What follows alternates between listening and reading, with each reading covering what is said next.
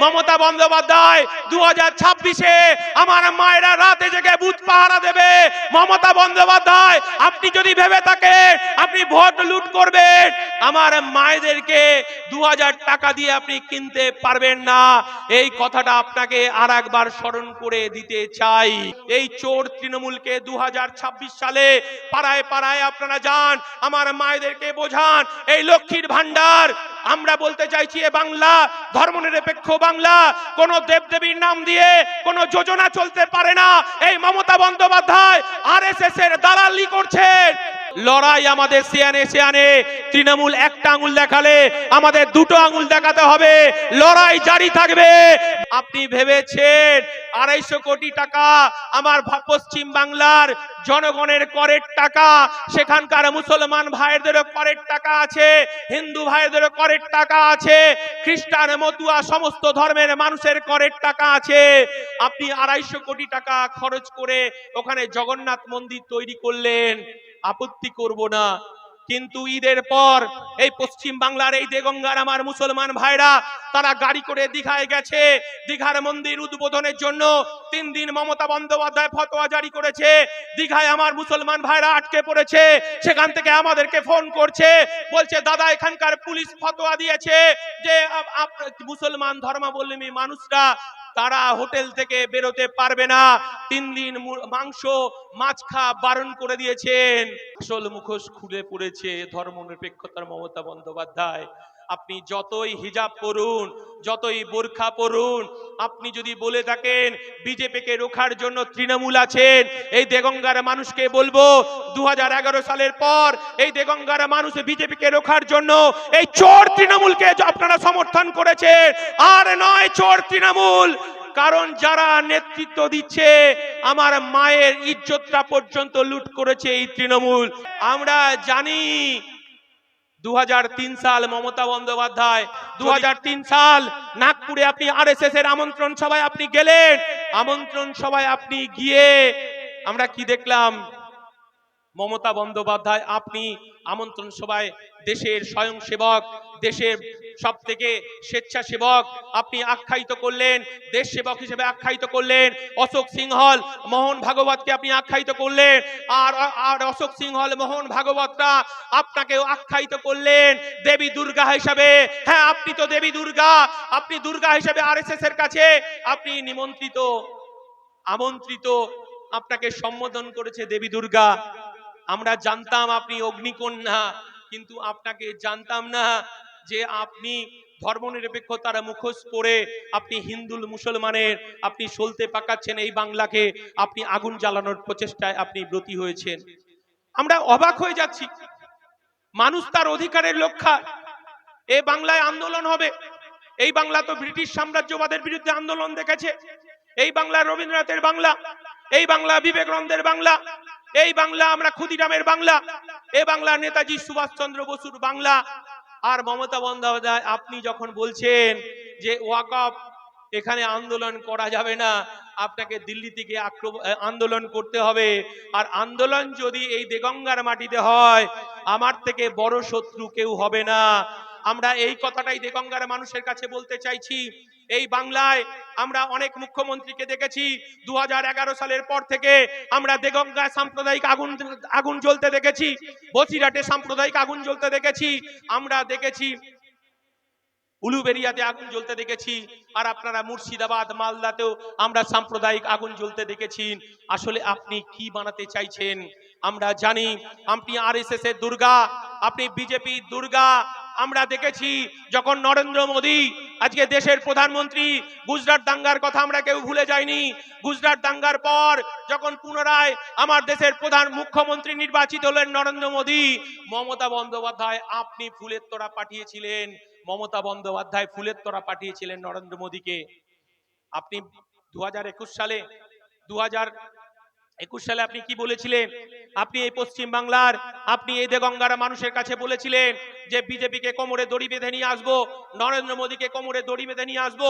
এই দেগঙ্গার মানুষ বিশ্বাস করেছিল, এই দেগঙ্গার খেটে খাওয়া শ্রমজীবী আদিবাসী দলিত মানুষ বিশ্বাস করেছিল, সংখ্যালঘু মানুষ বিশ্বাস করেছিল, তৃণমূলের উপর ভরসা রেখেছিল, মমতা বন্দ্যোপাধ্যায়ের উপর ভরসা রেখেছিল যে মমতা বন্দ্যোপাধ্যায় হয়তো তিনি কোমরে দড়ি বেঁধে সত্যি সত্যি নিয়ে আসবেন। কিন্তু মমতা বন্দ্যোপাধ্যায় যখন পুনরায় প্রধানমন্ত্রী নির্বাচিত হলেন, নরেন্দ্র মোদী, মমতা বন্দ্যোপাধ্যায় ঝোলাতে আমরা কখনো দেখলাম না দড়ি বেঁধে নরেন্দ্র মোদীকে ডেকে ধরে নিয়ে আসতে। তিনি তার ঝোলার মধ্যে এই কলকাতার রসগোল্লা, এই মালদার আম থেকে শুরু করে আর পশ্চিমবাংলার শাল, পশ্চিমবাংলার ফুল আপনি বারবার উপহার নিয়ে গেছেন। আপনাকে এই দেগঙ্গার মানুষ বুঝে গেছে। দেগঙ্গার মানুষ, রহিমাদি আপনার কাছে হিসাব চাইছে। হিসাব আপনাকে দিতে হবে। হিসাব যতক্ষণ না দেবে এই দেগঙ্গার মানুষ রাজপথ জুড়ে আন্দোলন করবে। দেখি মমতা বন্দ্যোপাধ্যায় আপনার কত ক্ষমতা আছে, কত বড় জেল আছে। আমরা এক বুক রক্ত দেব। দেগঙ্গার মান সম্মান, দেগঙ্গার আত্মমর্যাদাকে পুনরুদ্ধার আমাদেরকে করতে হবে। আপনি তো বলেছিলেন দেগঙ্গার মানুষকে কেন তাদেরকে ছুটে যেতে হবে বারাসাতের হসপিটালে? দেগঙ্গার মানুষকে একটা এক্সরে করতে কেন বারাসাতে ছুটে যেতে হবে? কেন আরজি করে ছুটে যেতে হবে? কেন নীলরতনে ছুটে যেতে হবে? আপনি তো প্রতিশ্রুতি দিয়েছিলেন দেগঙ্গায় হাসপাতাল তৈরি করবেন। দেগঙ্গার মানুষকে আপনি বারাসাতে, কলকাতায় যেতে দেবেন না। 11 সালের পর 14 বছর কেটে গেল। রহিমাদি আপনারা নিজেদের মধ্যে মারামারি করছেন। আপনার দাদারা চাল চোর ডাল চোরে জেল খাটছে। হিসাব আপনাকে দিতে হবে। দেগঙ্গায় হসপিটাল কেন তৈরি হলো না নতুন করে? দেগঙ্গায় এক্সরে মেশিন বসলো না কেন? দেগঙ্গার আমার মায়েদের প্রসবের যন্ত্রণা নিয়ে বারাসাতে, কলকাতায় কেন ছুটে যেতে হবে? এই উত্তর তো আপনাকে দিতে হবে। আপনি ভেবেছেন যে আমার দিদি আছে, 1000 টাকা লক্ষ্মীর ভান্ডার 2000 টাকা করে দেবে, 2500 টাকা করে দেবেন। আপনার দিদি বুঝে গেছেন আমার তিলোত্তমা বোনকে যারা হত্যা করেছে, আমার এই বাংলার মায়েরা তারা বুঝতে পেরেছে বাংলার 1000 টাকা দিয়ে, 500 টাকা দিয়ে আমার মায়েদের ইজ্জত কেনা যাবে না, আমার বোনের ইজ্জতকে কেনা যাবে না। আমরা দেখলাম তিলোত্তমার আমার বোনের যখন 113টা কামড়, আমার বোনকে যখন হত্যা করা হলো একটা সরকারি জায়গায়, তোমার পুলিশ, তোমার সমস্ত কিছু, তোমার নিরাপত্তা, আপনি বিচার দিতে পারলেন না, আপনি ইনসাফ দিতে পারলেন না। আমরা কি দেখলাম? আমার বোনটা যখন ওখানে ধর্ষিতা হলো, আপনি তখন তার সমস্ত ধর্ষণের যা নমুনা আপনি লোপাট করতে শুরু করলেন। আর এই রাজ্যের মানুষের কোটি কোটি টাকা দিয়ে আপনি লয়ার পুষলেন, কপিল সিব্বালদের নিয়ে গিয়ে যারা দোষী, যারা ধর্ষক, তাদেরকে আড়াল করার চেষ্টা করলেন। এই বাংলার মায়েরা রাতে জেগেছে। মমতা বন্দ্যোপাধ্যায় আপনি 1000 টাকা দিয়ে আমার মায়ের অধিকারকে কিনে নিতে পারেননি। রাতে জেগে বুঝিয়ে দিয়েছে মমতা বন্দ্যোপাধ্যায় 2026-এ আমার মায়েরা রাতে জেগে বুথ পাহারা দেবে।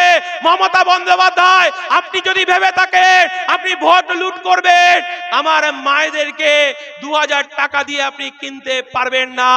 এই কথাটা আপনাকে আর একবার স্মরণ করে দিতে চাই যে গরিব খেটে খাওয়া শ্রমজীবী মানুষের অধিকার চমকে দমকে ভয় ভূত দেখিয়ে আপনি আমাদের অধিকারকে লুণ্ঠিত করতে পারবেন না। আর কিছুক্ষণের মধ্যেই বিধানসভার ভেতরে, বিধানসভার বাইরে যে লড়াই আন্দোলনটা করছে গরিব মানুষের অধিকার পাওয়ার জন্য, আজকে দেগঙ্গার যারা আমার ভাইরা এসেছেন, আপনাদের কাজ হবে প্রত্যেকটা বুথে বুথে গিয়ে লড়াইকে সংগঠিত করতে হবে। লড়াইকে সংগঠিত করতে হবে, পরিকল্পনা করতে হবে, বুথ তৈরি করতে হবে। বুথ তৈরির মধ্য দিয়ে আগামী 26-এর নির্বাচনে দেগঙ্গাতে দেখে বিজেপি আর তৃণমূলের যে অশুভ জোট, অশুভ আঁতাতকে আমাদের পরাজিত করতে হবে। দেগঙ্গার মান সম্মানকে আবার পুনরুদ্ধার করতে হবে। দেগঙ্গার আমার গরিব খেটে খাওয়া শ্রমজীবী আদিবাসী দলিত মানুষের অধিকারকে পুনঃপ্রতিষ্ঠা করতে হবে। এই দাবি নিয়েই আমাদেরকে রাস্তায় নামতে হবে, আমাদেরকে কাজ করতে হবে। আজকে দেগঙ্গায় যে আন্দোলনের সূচনা হলো, আমরা এটা পঞ্চায়েতে নিয়ে যেতে চাই, বুথে নিয়ে যেতে চাই, বুথকে সংগঠিত করতে চাই। আবার আন্দোলনে মুখরিত হবে দেগঙ্গা।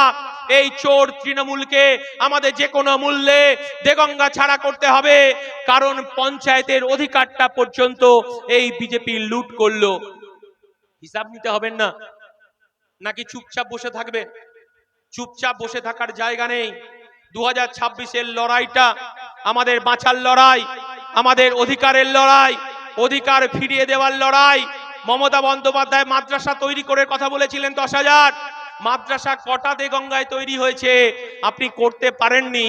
আপনি শুধু মুসলমানদের বিজেপির ভয় দেখিয়ে এনআরসির ভয় দেখিয়ে ভোটগুলোকে নিয়েছেন। 2026 আর হবে না।